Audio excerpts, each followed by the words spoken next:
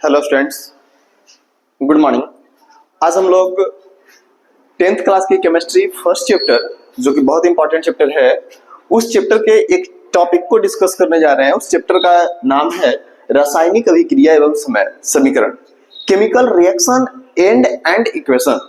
जब हम chemical reaction and equation की बात करें तो आपको सबसे पहले ये पता चलना चाहिए कि सर ये जो रिएक्शन है वो रिएक्शन क्या होता है, अभिक्रिया होती है तो क्या होती है।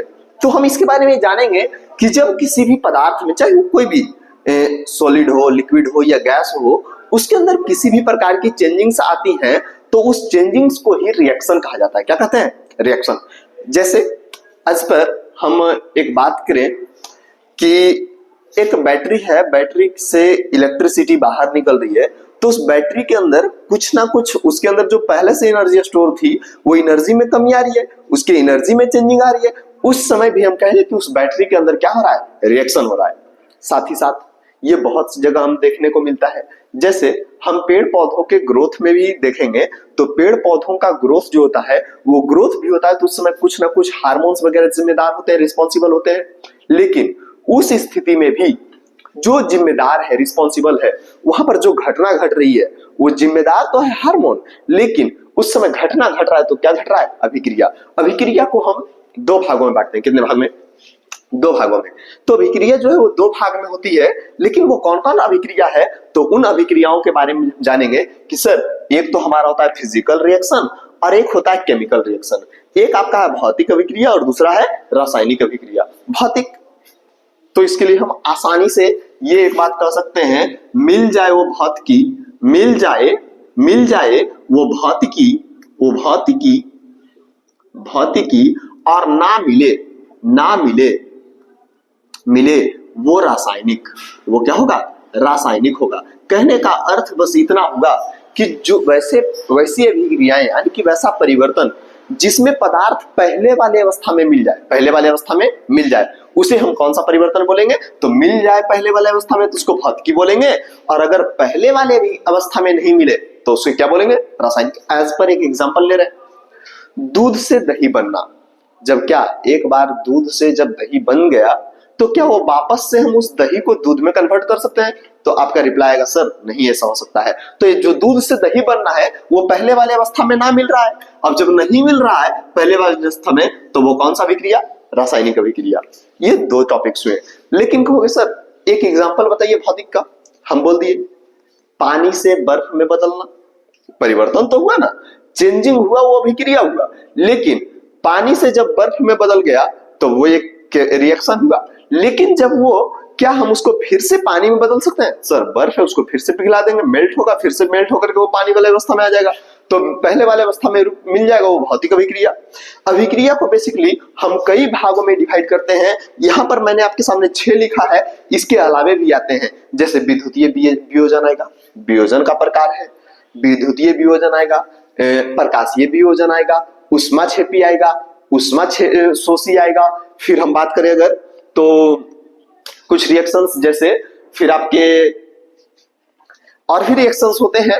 तो जब हम यहाँ बात कर रहे हैं एक एक रिएक्शन की हम बात करेंगे। संयोजन, संयोजन का मतलब होता है जुड़ना। संयोजन का अर्थ हुआ जुड़ना, यानी कि जब दो पदार्थ या दो तत्व आपस में जुड़ते हैं, आपस में क्या हुआ? एक साथ जुड़ेगा और जुड़ने के बाद किसी तीसरे नए गुण वाले पदार्थ का निर्माण करेगा। जैसे हम यहाँ कार्बन देखे और ऑक्सीजन देखे, दोनों का प्रॉपर्टी अलग है।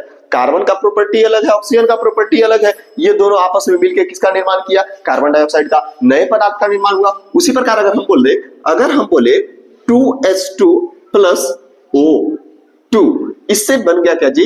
तो 2H2O बना। इसमें देखें सर हाइड्रोजन और ऑक्सीजन जुड़ रहा है ना, जब हाइड्रोजन और ऑक्सीजन जुड़ रहा है तो निर्माण किसका हुआ? तो जल का निर्माण हुआ। तो इस स्थिति में ये भी एक प्रकार का कैसा अभिक्रिया? तो सर दो चीजें आपस में जुड़ रही है, उसके जुड़ने से तीसरा नए गुण वाले पदार्थ बन रहे हैं, तो ये एक प्रकार का संयोजन अभिक्रिया है। क्यों नया गुण? इसमें ऐसा क्या है? तो हम बात करते हैं तो हाइड्रोजन खुद जलता है, हाइड्रोजन खुद जलता है। आपको पता होना चाहिए हाइड्रोजन एक अच्छा ईंधन है। लेकिन क्या जल जो बना है वो जलता है? तो कहोगे सर नहीं, ये नहीं जल सकता है। और जब ये नहीं जलता है तो हम कहेंगे इसके अंदर जो प्रॉपर्टी है वो क्या हाइड्रोजन से मिलता है? तो हाइड्रोजन का प्रॉपर्टी है जलने का, लेकिन इसका जलने का ना, ये बुझा देता है। अलग प्रॉपर्टी है, तो इसका प्रॉपर्टी अलग हुआ। तो हम वही बताए, दो पदार्थ आपस में जुड़ा, नए गुण वाले पदार्थ का निर्माण किया, इसी को हम बोलते हैं कैसी अभिक्रिया? संयोजन। लेकिन कभी कभी ऐसा भी होगा, एक पहले से एक था, एक को काट करके दो बना दो, एक को काट के दो बना दो। मेरे हाथ में एक मार्कर है, इसी मार्कर को मैंने दो अलग अलग भागों में डिवाइड कर दिया, दो अलग अलग भागों में डिवाइड कर दिया, अलग अलग भाग में बांट दिया, तो ये जो हो गया वो क्या हुआ? एक प्रकार का वियोजन। अब जैसे यहाँ कैल्शियम कार्बोनेट था, CaCO3, ये जब गर्म होते हैं तो गर्म होने के बाद ये क्या हुआ? तो CaO और H2O में, CO2 में, यानी कि संगमरमर और कार्बन डाइऑक्साइड में ये टूट गया। कार्बन डाइऑक्साइड गैस के रूप में निकलता है, तो ये बाहर निकल गया। तो ये जो है वो एक प्रकार का कैसा अभिक्रिया? तो सर पहले से एक था, बाद में एक और एक मिलके अलग अलग दो भागों में बट गया, तो ये जो हो गया एक प्रकार का वियोजन अभिक्रिया है। यानी कि सर इसमें नए दोस्त बन रहे थे, दो लोग मिलकर दोस्त बन रहे थे, इसमें जो पहले से दोस्त हैं वो अलग अलग हो रहे थे, इसमें जुदाई हो रहे हैं। विस्थापन क्या होता है? विस्थापन वैसा रिएक्शन है जिसमें पहले से दो लोग साथ थे, लेकिन होता क्या है कि दो पहले से जो साथ थे, जैसे यहां देखिए कॉपर के साथ सल्फेट पहले से है, कॉपर के साथ पहले से सल्फेट है, दो पहले से साथ में है, लेकिन तीसरा कोई आया और उसके जीवन में आग लगा करके इसको तो भगा देगा और इसका जगह खुद ले लेगा। जैसे कॉपर सल्फेट पहले से था, उसके जगह पर लोहा आया, और लोहा आकर के कर क्या रहा है? तो लोहा कॉपर सल्फेट के साथ आया और कॉपर को अलग कर दिया, और कॉपर का जगह कौन ले लिया? खुद लोहा ले लिया। तो ये जो रिएक्शन हुआ, इस रिएक्शन को हम विस्थापन रिएक्शन कहते हैं, क्योंकि इसमें एक तत्व जो है वो अपने मूल स्थान से विस्थापित हो जाता है, अलग हो जाता है। लेकिन विस्थापन रिएक्शन के लिए आपको कुछ बातों का ध्यान रखना होगा। ऐसा ही कोई नहीं आएगा और उसको भगा देगा, ऐसा नहीं हो सकता है। तो इसके लिए काम में आता है, विस्थापन अभिक्रिया के लिए आपके जरूरत में आएगा सक्रियता श्रेणी। अगर नया जो तत्व आ रहा है वो ज्यादा क्रियाशील, जितना ऊपर उतना ज्यादा क्रियाशील है, जितना ऊपर है उसकी क्रियाशीलता उतनी अधिक है, जितनी नीचे है उसका क्रियाशीलता उतना अधिक कम है। तो इसमें हम देखेंगे तो आपको पता चला सर कि इसमें कॉपर है और फेरस है। कॉपर नीचे है, फेरस ऊपर है, यानी ज्यादा क्रियाशील कौन हुआ?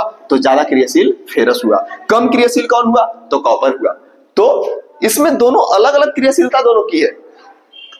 कॉपर पहले से कमजोर है, लोहा के अपेक्षा कमजोर है, तो इसीलिए जब लोहा कॉपर के सामने आ गया तो कॉपर अपने जगह को छोड़ दिया और लोहा उसका जगह ग्रहण कर लिया। तो इसको आद करना पड़ेगा। इसको आद कर सकते हैं। K4 पोटेशियम होता है, Na से सोडियम होता है, Cr से chromium, manganese, aluminium, zinc, ferrous, Pb से आपका लेड, H से हाइड्रोजन। इसमें याद रखेंगे ये आधातु है, बाकी सब धातु है। ये आधातु है, नॉन मेटल है, बाकी सब मेटल है। तांबा, Hg से मरकरी, पारा, Ag से सिल्वर, चांदी, Au से गोल्ड। इसको हम एक ट्रिक के माध्यम से याद कर सकते हैं। K से बोलिए कैटरीना। कैसे? कैटरीना ने कार मांगी। क्या बोलते हैं? कैटरीना ने कार मांगी। कौन सी कार? फरमाइश सुनिए, अल्टो जेन फेरारी।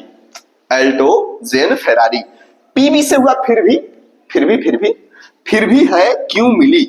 मिली मतलब मरकरी, मिली का मतलब मरकरी। हाँ, हम देखेंगे कहता क्या है एक बार फिर से।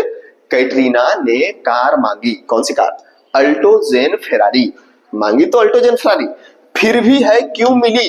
कौन सी मिली उसको? तो उसको मिल जाती है सिल्वर ऑडी। कौन सी मिलती है? Silver Audi. तो इस तरह से हम इसको याद कर लेंगे। ये याद करना बहुत इंपॉर्टेंट है, ताकि अगर ये याद रह गया ये क्रियाशीलता समूह, तभी आप बताएंगे कि सर इसमें जो है तांबा जो है वो नीचे आता है और लोहा जो है वो ऊपर आता है, मतलब ये जो है तांबा को विस्थापित कर देगा। ठीक है। एक है द्विविस्थापन। द्विविस्थापन में क्या है? दोनों आपस के दोस्त को अदला बदली कर लेंगे। जैसे अपने स्थान को बदल लेते हैं, बेसिकली ऐसा कर सकते हैं हम। जैसे यहाँ है बेरिलियम, यहाँ है एल्युमिनियम। बेरिलियम क्या किया? एल्युमिनियम के साथ जो था उसको अपने साथ ले आया। बेरिलियम एल्युमिनियम के साथ वाले को ले आया, जबकि एल्युमिनियम क्या किया? तो बेरिलियम के साथ जो था उसको ले आया। जो बेरिलियम के साथ था वो चला गया एल्युमिनियम के साथ, और जो एल्युमिनियम के साथ था वो चलाया बेरिलियम के साथ। तो इस तरह के अभिक्रिया को, जिसमें स्थान लोग बदल लेते हैं, स्थान क्या करता है? स्थान में बदल रहा है। अल्युमिनियम आया यहाँ और ये चल गया यहाँ, आपस में स्थान का चेंजिंग कर रहा है, तो इसको इसी प्रकार की अभिक्रिया को हम क्या कहेंगे? द्विविस्थापन। द्विविस्थापन अभिक्रिया। इसी प्रकार और भी दो है, ऑक्सीकरण अभिक्रिया और अपचयन। ऑक्सीकरण, इसमें 3 बात याद रखेंगे। कितने बात? 3 बात को याद रखिए, ये क्वेश्चन बन जाएगा। जब हम 3 बातें बोल रहे हैं तो इसमें 3 बात कौन कौन से हैं? तो 3 बात में याद रखेंगे आप कि फर्स्ट पॉइंट जो आपका होता है वो फर्स्ट पॉइंट होता है ऑक्सीजन का जुड़ना। किसका जुड़ना? ऑक्सीजन का जुड़ना, या तो हाइड्रोजन का निकलना। हाइड्रोजन का निकलना, जुड़ेगा तो कौन जुड़ेगा? ऑक्सीजन। अलग होगा तो कौन होगा? हाइड्रोजन। लेकिन एक और होता है इलेक्ट्रॉन का त्याग। क्या होता है? इलेक्ट्रॉन का त्याग। अगर कहीं पर भी किसी भी अभिक्रिया में इन 3 घटनाओं में से कोई भी एक घटना घट जाए तो उस अभिक्रिया को हम कौन सा? ऑक्सीकरण अभिक्रिया बोलेंगे। कौन सा अभिक्रिया? ऑक्सीकरण अभिक्रिया। लेकिन क्या हो कि इन तीनों में से किसी का जस्ट उल्टा अगर हो जाए, जैसे यहां पर ऑक्सीजन जुड़ रहा था तो यहां क्या होगा? सर ऑक्सीजन बाहर निकलेगा। हाइड्रोजन अलग हो रहा था, यहां हाइड्रोजन जुड़ जाएगा। यहां पर इलेक्ट्रॉन का त्याग हो रहा था, यहां इलेक्ट्रॉन का ग्रहण होगा। अगर कहीं पर भी ऐसी कहानी हुई इसके जस्ट विपरीत तो उसको हम बोलेंगे अवकरण अभिक्रिया। कौन सा रिएक्शन? अवकरण। उम्मीद करते हैं अभिक्रिया समझ में आया होगा। इसके और भी टाइप्स हो सकते हैं और डिटेल्स हो सकते हैं, जैसे वियोजन हम बताए, प्रकाशीय वियोजन, विद्युतीय विच्छेदन वियोजन, फिर आपका किण्वन कौन सा अभिक्रिया है, श्वसन कैसी अभिक्रिया है, ये सब बहुत सारे क्वेश्चन इससे आते हैं। आपसे पूछेगा कपूर का जलना कैसी अभिक्रिया, भौतिक अभिक्रिया, रासायनिक अभिक्रिया, बहुत सारे क्वेश्चन है। इसको हम डिटेल्स में एक एक टॉपिक करके डिस्कस करेंगे। फिलहाल के लिए इतना ही, धन्यवाद।